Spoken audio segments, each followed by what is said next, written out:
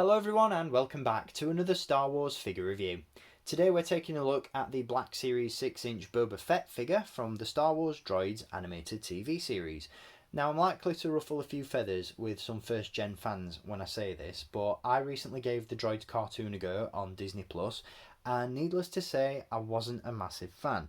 I knew I was in for a ride as soon as the intro music hit, to be fair, and don't get me wrong, I like a bit of goofy Star Wars as much as the next person, and I know it's of a different era, but it was just a little bit too weird for me and not really my cup of tea. A little bit like this figure really, which is the definition of a mixed bag. On the one hand, I'm thrilled that Hasbro released this figure, as despite not loving the cartoon, I'm a huge fan of this look for Boba Fett. On the other hand, it's such a lazy release. It's a repaint of the Empire Strikes Back Boba Fett, which was one of the very first Black Series figures ever released, way back in 2013, and as collectors of this line know, articulation engineering and overall detail has come such a long way since then. So despite being a new release, this one already feels incredibly outdated. Now, as always, there's a link down below for Star Action Figures where you can grab this figure for yourself, although I'm not convinced you'll want to, as there's a lot more to complain about with this figure, and we'll get to all of that in just a few moments. But before we do, we'll take a look at the packaging that he comes in. This is another figure that was released to celebrate Lucasfilm's 50th anniversary, and as such it's packaged in a really nice presentation box, of which I'm a huge fan. So let's dive into the review and take a look. So here we have the packaging for the figure, and as you can see right off the bat, you've got the Droids logo featured prominently at the top of the box. I absolutely love that. Coupled with these images from the cartoon that are plastered all over the box, the overall packaging has this really nice VHS videotape box feel to it, and I love that. It screams retro, the colours are bold and bright and colourful, and if you're a mint in box collector, this thing is going to stand out so nicely on your shelf. I was really conflicted as to whether or not to open this one, and to be honest, now that I have, I wish I hadn't. I'm probably at some point going to put the figure back in the box. I think it displays a lot better like that personally. And again, despite not being a massive fan of the cartoon, these images that are all over the box itself look really nice. So as you can see right off the top, you've got the Droids logo featured on the box. You've got another image of Boba Fett on the front there, which sort of leads you to believe that Boba Fett features prominently in the show, but he only appears in one episode, which surprised me. You've got the droids hiding away down the corridor there at the back, and then in the corner you've got the 50th anniversary of Lucasfilm logo. Down the spine of the box you've got the Droids logo once again, and then on the reverse side we have a timeline of Star Wars media events, with Droids incorrectly labelled as 1983 when the show actually hit the airwaves in 85, I believe. So Hasbro didn't do their research there. You've also got an image from the cartoon itself. You've got R2-D2 there, C-3PO and Boba Fett being hunted down, I assume, by a character known as Vlix. I didn't get far enough into the cartoon to find out about these characters, so apologies for my lack of knowledge, but like I said, I couldn't get into it. On the other side of the box you've got another image of Boba Fett, and then of course on the front you've got the flap held in place by Velcro, which opens up to reveal that image once again from the cartoon. You've got a brief description of the character and the window where the figure would be displayed. So really nice stuff in terms of the packaging. Very similar to the comic book subline of the Black Series, and hopefully at some point the Gaming Greats line transfers into this style of packaging, because I think video game box art plastered over these boxes would look really cool.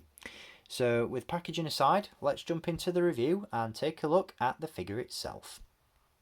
So here we have the Droids Black Series Boba Fett figure, and like I said, it's a bit of a hit and miss.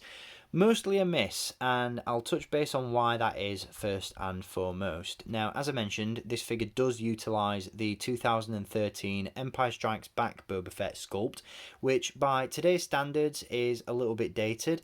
It's not bad by any means. The articulation is definitely there, albeit a little bit dated. But I don't know, there's just something about it. To be honest, even when it was first released, it was never one of my favourite Black Series figures. The plastic that it's made from is I don't know, how do I say this? Even though it is plastic, it's very plasticky feeling. It's very cheap and stiff and rigid, and I don't know, there's just something about it that's always been a little bit off to me. Because the articulation isn't what it could be by 2022 standards, it's a little bit stiff, it's a little bit rigid, doesn't pose particularly well. But visually, you know, the details are all there, the sculpt is decent. You know, it's just not as good as figures that have come after it, which, you know, like I said, in 2013 this was groundbreaking stuff. We'd never seen anything like it, but as the years have progressed, this figure has aged pretty badly. And it just annoys me, really, that Hasbro keep going back to the vault and re-releasing this figure. Obviously it was repainted for the War of the Bounty Hunters Boba Fett figure that was released recently, which is of course based on the Marvel comics, and it's the all black version of Boba Fett that we've seen. Again, I have no idea why they keep going back and reverting to this figure when there is a much superior Boba Fett figure on the market, that being the Return of the Jedi Deluxe Boba Fett that was released last year. That, in my opinion, is arguably the definitive Boba Fett, at least for the Black Series. The sculpt is fantastic, the articulation is great, and I think if that figure had been repainted in this deco, then the complaints in this review would have been minimal, to say the least, because I absolutely love the colours and I absolutely love that sculpt, but those colours on this figure just make this release a little bit bittersweet for me. Now, we'll touch base on the articulation first, and then we'll go into the details, or lack thereof, of the overall figure. So right off the bat, we do have a hinge in the neck and a ball joint at the head, which is actually one of the aspects of this figure that I really like, because it makes the head very poseable. You can get some great poses out of that. It can look all around, up and down, all that sort of stuff, which is fantastic. The helmet is of course non-removable, and the rangefinder unfortunately doesn't move, but it's not a major issue for me personally. We do have hinges at the shoulders, although the armour, because it's sculpted onto the figure, not a separate piece like the Return of the Jedi Boba Fett, it's a little bit restricted, doesn't move quite as well as it could. We also have hinges at the elbows, which again, you've got the same issue, mainly because they're hindered by the gauntlets, which are on a swivel. The entire forearm spins around, as you can see, and then you've got hinges at the wrists as well. There's a ball joint at the torso, nice and fluid, no complaints there. There are ball joints at the hips and a swivel cut at the upper thigh. We also have double joints in the knee, which are very weird to me. I didn't like this when the figure was first released, to be fair. Obviously the pins are visible, which is something that in 2022 has evolved somewhat, but the knee itself, it bends in this really weird way, and that's just never really sat right with me. It's always looked a little bit weird. So even in 2013 I was questioning that, but in 2022 even more so. And then to finalise, we have hinges and a rocker at the ankle. So, you know, articulation isn't great. It's definitely poseable. It's definitely super articulated, but just not as great as figures that we've seen more recently. Now, in addition to that, the paint applications on this figure are underwhelming, to say the least. Like I said, I absolutely love the colour palette. The mustard of the armour, the light blue on the helmet and gauntlets, I absolutely love it. It stands out. I've been a huge fan of this colour scheme ever since the 30th anniversary collection animated debut Boba Fett figure was released. Back then I wasn't particularly familiar with the Droids cartoon. I wasn't really that familiar with the holiday special, but as a colour palette, as a look for Boba Fett, it just looked really nice. And, you know, when we got the announcement that that colour scheme was coming to the Black Series, I was really excited. But overall, the figure just doesn't hit the mark, and that applies to the paint applications as well. Now, I know the overall sculpt of this figure is based on a realistic rendition of the character, so these flat, very minimal paint applications do look a little bit cheap, but I understand what Hasbro were trying to achieve with this one, as obviously it's based on an animated look. So in that sense, the paint applications do capture the animated style, but because it's a realistic figure, it just looks like they haven't put in a lot of effort, which is unfortunate. That transcends into the weapons as well, which, as you can see, have been cast in this very light grey plastic, and they look so cheap. I'm not a massive fan of that. I wasn't expecting weathering or anything like that, but this colour just looks awful. It just looks so plasticky, so toy-like, and like I said, compared to recent figures from the Black Series, it's really a step down.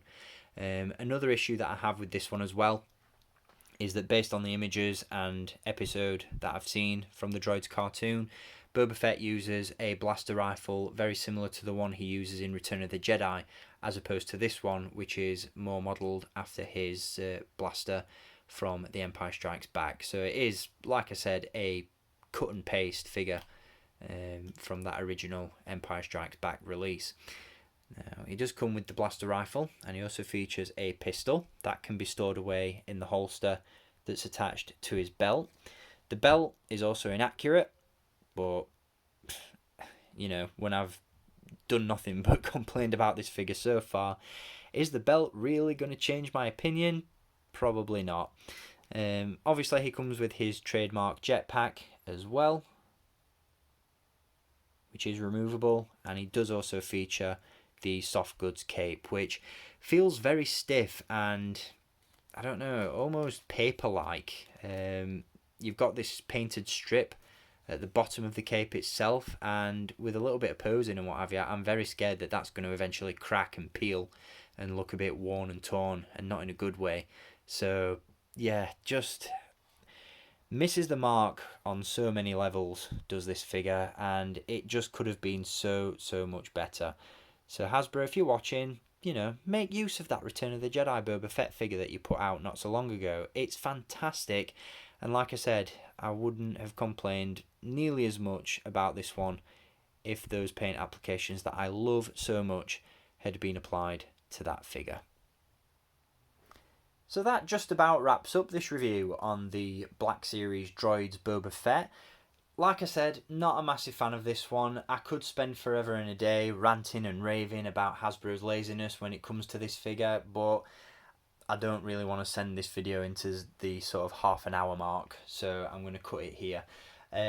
One of the other issues with this one that I despise, however, is the price. For whatever reason, Hasbro feel it appropriate to tag this one at $29.99, at least here in the UK, which is a very bitter pill to swallow, considering the fact that it is a straight repaint.